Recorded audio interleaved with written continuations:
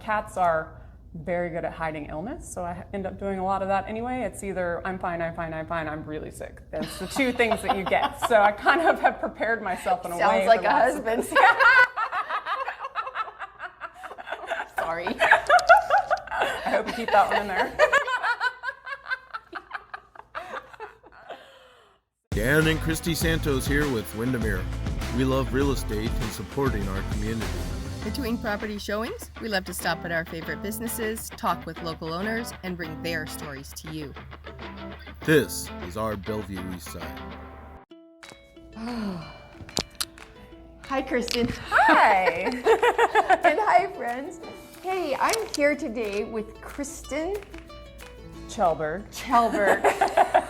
Or Dr. K. Or Dr. K. And we're at Galaxy Cats Vet Clinic here in the Newcastle Commons area. And it is the most surprising vet clinic I think I've ever been in. Kristen, it's so creative in here. And we're gonna do a walk around here in a little bit. I want you all to see this place. It is so cool. Well, Kristen, thank you for taking some time to visit with me. Thank you for reaching out. introduce the community to you. It's always fun to meet new people. Yeah, we love being here, so we're excited to meet more people in the area. Feline, so right? Yes, cats only, so we do get that question a lot. We are able to take really good care of cats here with not having dogs, so it's not scary. You don't have all the barking in the lobby and that sort of thing that will usually scare cats off. We get a lot of times people will come in and say, wow, my cat really hasn't been handleable at the vet. And a lot of times it is just because there's no dogs here. So we do really try to make them as comfortable as possible, which is really fun. And we're gonna come back to that. But before we jump too far into Galaxy Cats, would you talk to us about where did you grow up and how did you get to Seattle, and tell us about Kristen. Yeah, so I am from Houston, Texas originally. I don't know if you can see my cowboy boots. Yes. But Dan would love them. They're my dress boots, if you will. And I practiced in Austin when I first was out of vet school, but I am married to an aerospace engineer, so not a lot of places in the US that you can live. And so eventually we ended up moving to California, decided it wasn't for us after 6 months, and then moved up here. So we have the aerospace industry, and then we have lots of great tech-savvy, cat-savvy clients that I get to meet with, and so we really love it. We've been here for 6 years, and we kind of think it's the best of both worlds. It's kind of the best parts you'd get from Texas, and it's now even feels more like home than Austin, which I never thought I'd say, but we love it here, and decided after about 3 years that I was ready to start my own business, and so here we are. Here we are, Galaxy Cats. So what interest brought you into the veterinary medicine field? Yeah, so when I was going to undergrad, like many people my age, was I'm gonna go to law school, or I'm gonna go become a doctor, and I had no really idea even what that meant, but I got a job during undergrad and eventually did some research. I was a psychology major at the time and ended up at a shelter doing dog behavior research. And from there, I started working with a spay-neuter clinic, a high-volume, high-quality spay-neuter clinic, and then met the person who had started that, a really brilliant doctor, and kind of followed her to her next project, which was trying to save animals from the hardest parts of working at the shelter. So trying to get more live outcomes as much as possible, and saw a huge change just in the couple of years that I was working with her, and really inspired me to want to do something in that career field. So I went to vet school to become a shelter veterinarian, to help improve the lives of shelter animals, and then I said I'd never own a practice, never say never. That's good advice. And that I would never work in general practice. So two rules that I broke. But when I moved up here, the whole environment's a lot different. You get a lot more, there's a lot less of a problem than you have down in places like Texas, down in the South for sheltering. And so I ended up working in general practice, and then I visited a cat clinic one day and stepped into the doors, and it was so quiet and calming, and I was just like, oh, if I was a cat, I would love this. I mean, as a human, I love this. So I decided then that that's where I wanted to head. And after I'd been out in practice about 8 years, and within the first year of working with cats only, I could tell that I just was learning so much more, even in that first year, that I had learned in the first 8 years of being cats and dogs. Yeah, and really, you see when you're a veterinarian at I say mixed practice, but I mean mixed with dogs, you have a lot of people who have their dog as their primary pet and their cat's kind of their other pet, and so you don't have you have a different kind of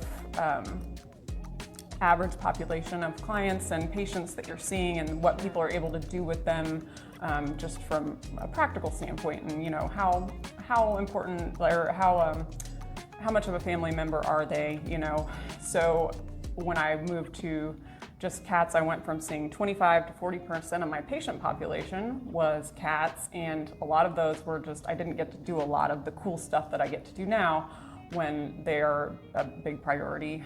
So now I see all cats, and I see a lot more, I get a lot more great experience with people and cats that I'm able to do more stuff with them. So I've just learned so much more, and it's just really a lot more rewarding to me, both like emotionally and also from an intellectual standpoint. Gosh, yeah, and what a journey. Yeah. Coming through from shelters and just having a heart to save animals. Yeah, and I even worked in ER, which I loved, and it just, the nights killed me. It's very hard to go from working 8 a.m. to 8 p.m. one weekend and then flip that the next weekend. So that didn't work out. So yeah, it's really great, and I just have loved the clients I've been able to see here and in this area. I love the people, love the community here in Newcastle. My last practice was over on Mercer Island, and so I was able to keep a lot of my clients that I knew from there, so in Bellevue, so I had a lot of clients there. So, and then I just love even like having the place down the street where people can just have people walk in with their cats, or they bring their cat in a stroller. This is a very vibrant community here in Newcastle Commons, and we've got neighbors galore. And it is fun to see people out with their pets and their cats. And I've seen cats on little leashes, and I didn't know you could walk a cat on a leash. Yeah, you can. Some cats are more amenable to that than others. Mine would be like, no, don't think so. So I have a question for you. What I'd like to do is kind of walk the clinic and show everyone kind of some things. Are you up for that? Absolutely. Okay, let's do that. Okay. Oh gosh, so some of the things I wanted you to see on here is the cat, but look at the galaxy up here. See that? Oh my gosh, the ceiling has stars. And we do have, trying to keep a small footprint on everything. We do a lot of online ordering, but we have things for food diets and everything for people to try. And we have 3 exam rooms.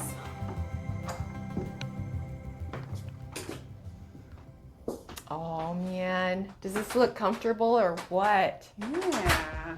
I'm gonna back up a little bit. Okay, show us your exam room. So we have I'm bringing my cat in.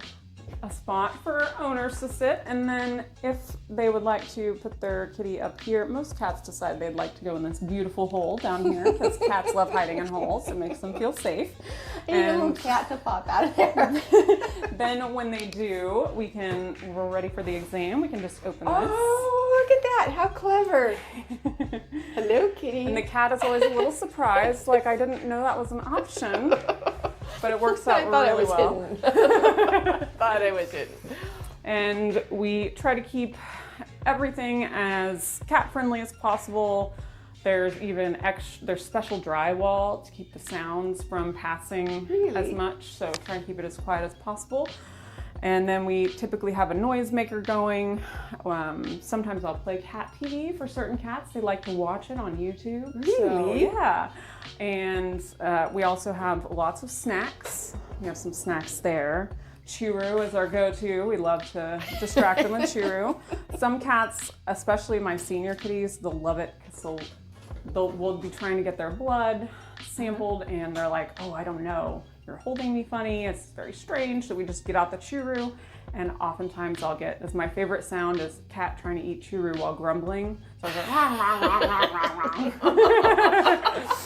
Does churu have like catnip in it, or no, does it help relax them? No, it's just kind of like a meat in a tube. So they just like it. Chicken, and then there's like 1 to 2 other ingredients, so it's minimal, but they love the taste of it, so it's very good distracting. I like that. Yeah. So Kristen, your website talks about real gentle handling, like for cats, which is different, I think. And because you're cat only, there's no other smells. Yeah. It doesn't smell like dog. Like your office smells really clean. Yeah. It does not smell like dogs or anything. Yeah, it's great. And so we one other thing we do, speaking of smells, is feel away. It mimics the hormones that cats have when they kind of rub their faces on stuff. Yeah, it's that hormone. Chin glands. Yeah, and then there's also one that whenever they're nursing, it's kind of like their get along with everybody. That's the multi-cat. So whenever they're nursing, mom actually has one that she releases that kind of if you've ever seen kittens or puppies, they have a similar thing where they're nursing and they're like, it looks like they're drunk on life, and that is that. So we use some of those hormones just to kind of, some cats doesn't have any effect, but some cats will go up to it and they'll just be, oh yeah, this is great. I love the smells. Bring me back. Yeah, they do. We do have catnip for some cats, and kind of every cat is so different, so we just keep that in mind, and it's a lot of knowing that and seeing each time if one thing doesn't work, we'll write in the notes about how we attempted to do a blood draw, or even an exam if the cat is particularly spicy, as we call them. And then we try and do things a little bit differently next time, and just kind of get to know each cat on a personal level, and don't have very hard and set rules about what we do, but minimal handling is usually best, and kind of trying to let the cat be free and have choices about what it wants to do, and not come in and just grab the cat and make it sit there while I listen to it, because the cat's gonna have opinions about that. Right. So I try and let the cat know, like, hey, I'm still gonna do this, but like maybe we'll go a little slower, and you can walk away occasionally, and it can make a huge difference. So working with cats has taught me a lot of patience, because we as humans want to come in and just get the job done. But they have a very autonomous spirit. Yeah, they have different ideas. So sometimes I spend the first 5 minutes just talking to the owner in the room while the cat gets used to the sound of my voice. And then I will sometimes examine them on the floor, sometimes on the table, just wherever kind of they're most comfortable.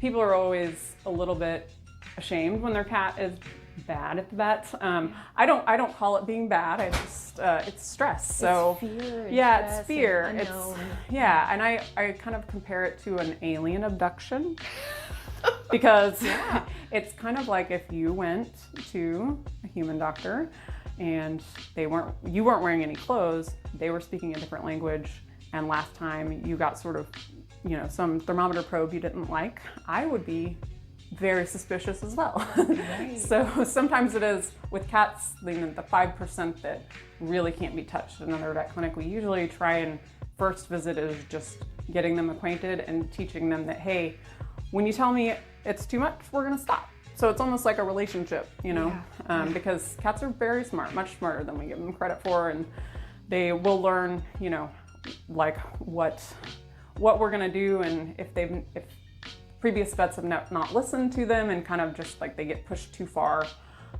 they will just immediately escalate. So we're trying to just bring that escalation down and teach them like, hey, this is going to be a different experience than you had before. So that's cool. So have you found that cats are more, I don't want to say independent, that's not quite the right word, but that they respond to veterinarians much differently for each cat than say a dog would, where dogs might all tend to like just pull that tail in and like sit there really tight. Yeah, yeah. I would say, I mean, you see a pretty wide variation with dogs too, but I think with cats, you have to have more tools in your tool bag. Cats are not as willing to share information, so they do, it seems more independent, but they just kind of speak a different language. So a cat may be flicking its tail, and that can mean I want to play. It can mean I'm really upset, or there's some cats where it just means like, hey, I just do this. I'm like a dog. I wag my tail. So there's just so many different meanings. I feel like they have more of a language than dogs do to a certain degree, and it's just a little bit harder. Like it takes a little bit more studying to really know what they're saying to you. So, yeah. So how many cats do you maybe see on a given day? Probably in somewhere between 10 and 20. Yeah.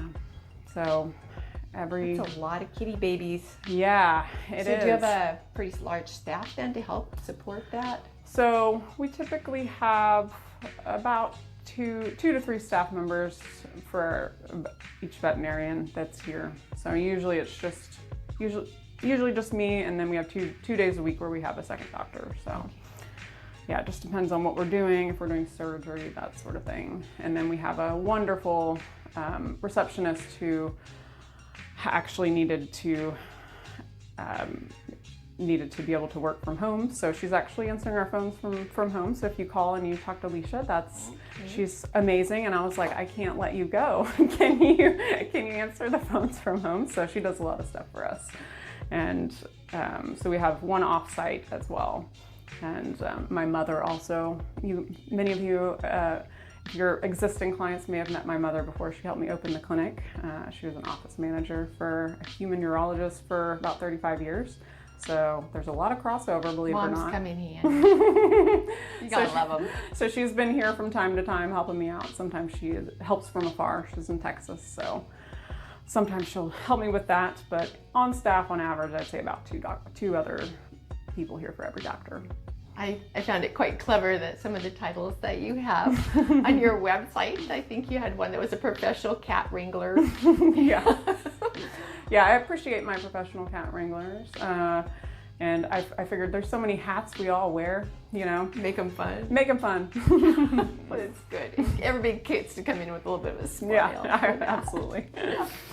So this room has a pass-through. Yeah. So this is our treatment area, so we can take kitties directly back if we need to, although we spend most of the time in the room. We try and keep our kitties with their owners as much as possible.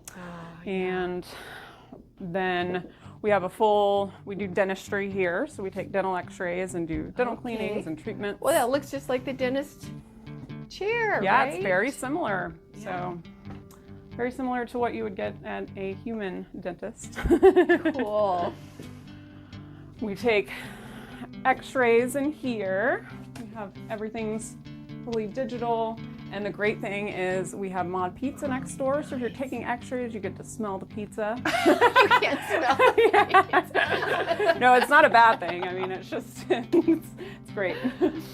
And then this is our surgical suite, so we do spay, neuter, other procedures, and you can see the things taped on the wall. Sometimes we have to do some different procedures, and yeah, it keeps everything very interesting. Nice and tight. Yeah. Yeah. Very cozy. Well, it's good. You've got small hands too, so for a small animal, that's got to be a lot easier on them as well.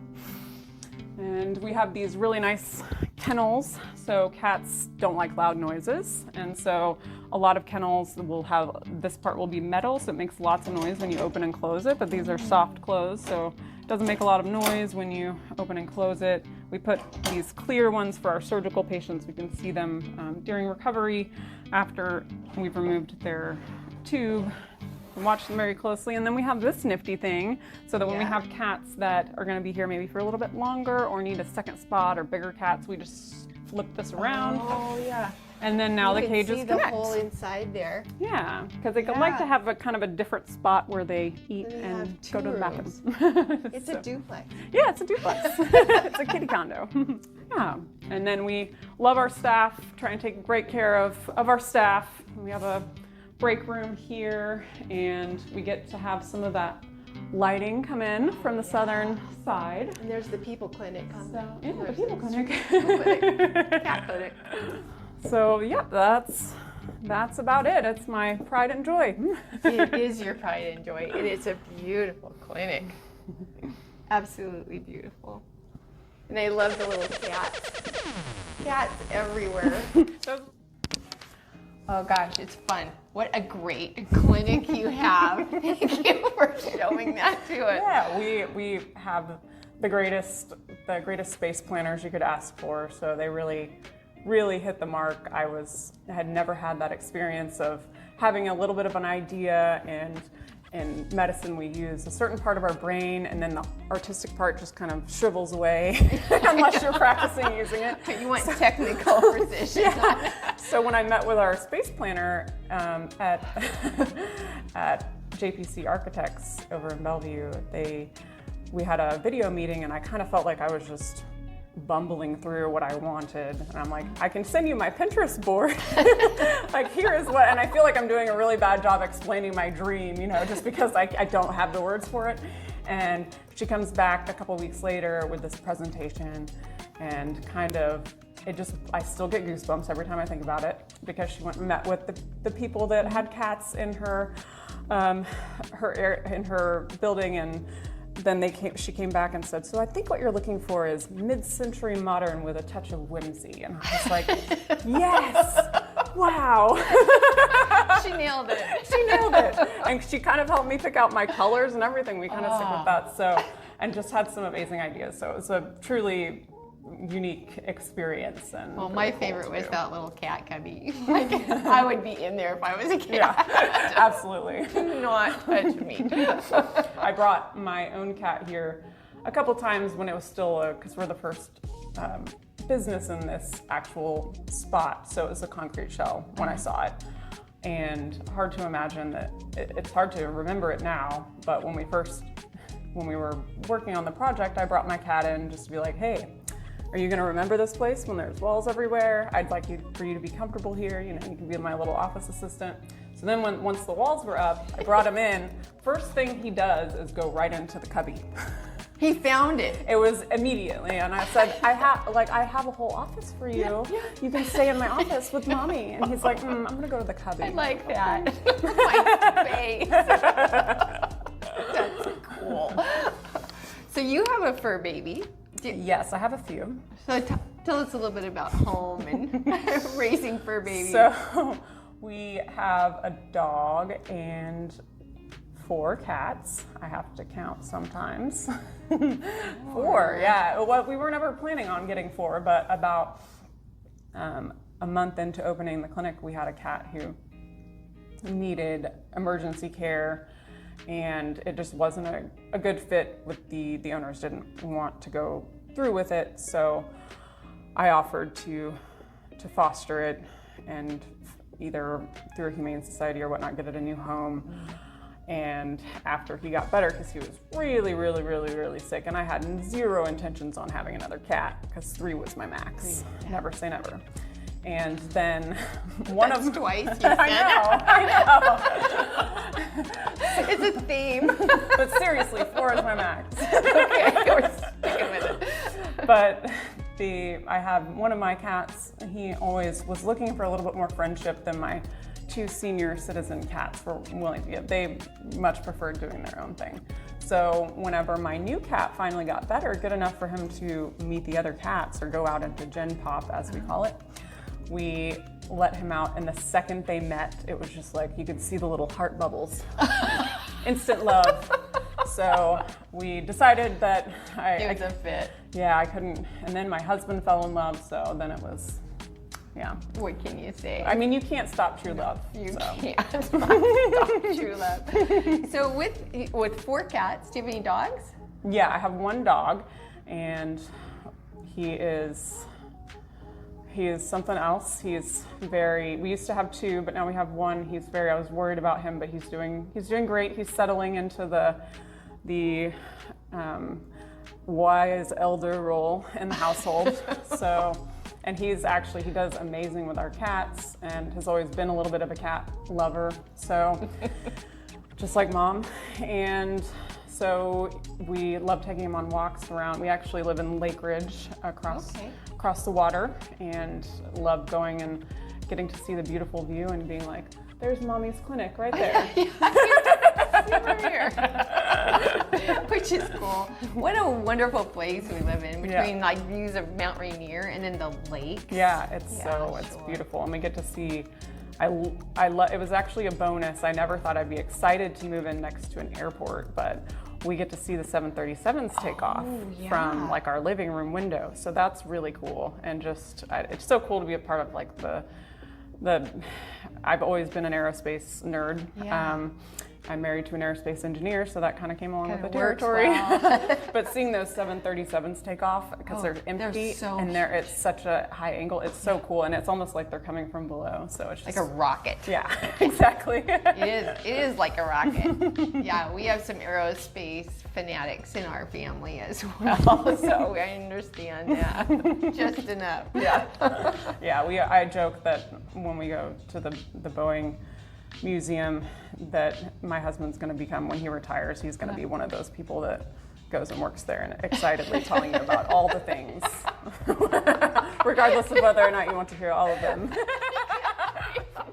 That's going to be his his retirement hobby. Oh gosh, I can kind of mentally visualize that. We love going into the Boeing Space Center down there. It's absolutely amazing. It's fun to go through. And going on the planes there and being able to see them, right? It's just really cool. And kids being able to get into the cockpit and be places where they can't be. Yeah, when it's they're so on cool. Yeah, really neat. So that's kind of part of where my name came from. Is my obsession with aerospace. That makes sense. When my husband and I were dating back in undergraduate school, we had this kind of contest who was going to get accepted to be an astronaut first. So we did apply to the astronaut candidate program a couple times. Neither of us made it, which is good, because the last time I applied, I think, was when I first moved here, and I said, would you be okay with us like having to move back to Houston if this happens? So obviously with the clinic, I can no longer apply.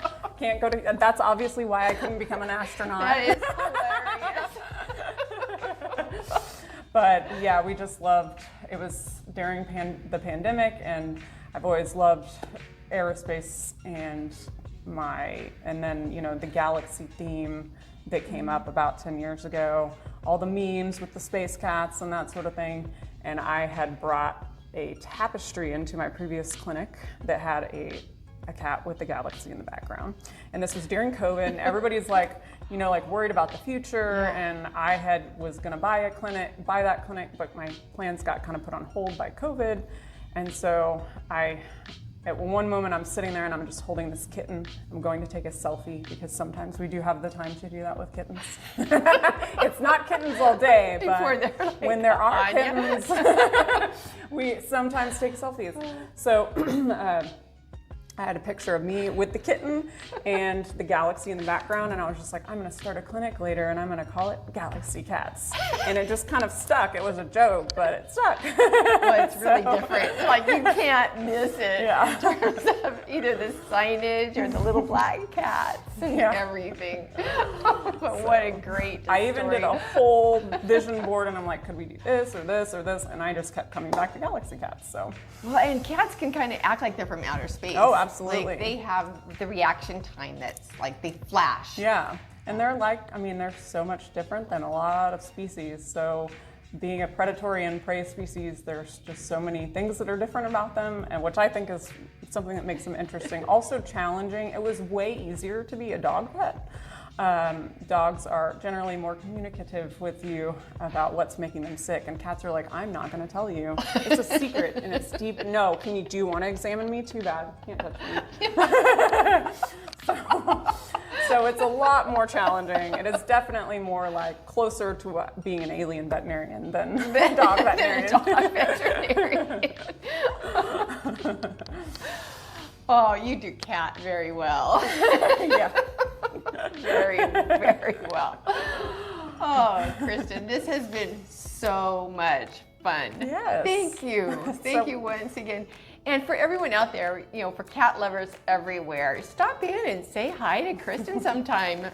Check out the office here. It's amazing and it's fun.